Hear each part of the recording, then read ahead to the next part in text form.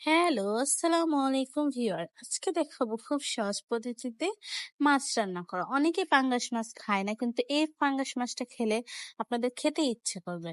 আমি ফার্স্টে এখানে দিয়ে দিলাম পেঁয়াজ, একটু লাল করে নিছি। আমি সরি, আমি ফার্স্টে মনে করেন ভিডিওটা করতে ভুলে গেছিলাম। আম, তখন তো পেঁয়াজ দিয়ে দিয়েছি। পেঁয়াজটা ভালো মতো লাল করে আমি এখানে দিয়ে দিচ্ছি হলো 2 চামচের মতো হলুদ, মরিচ আর জিরার গুঁড়া দিয়ে একটু ভালো মতো এখানে কষিয়ে নিয়েছি। পানিও দিয়েছি এখানে আমি, দেখেছেন, দিয়ে ভালো মতো কষিয়ে নিলাম।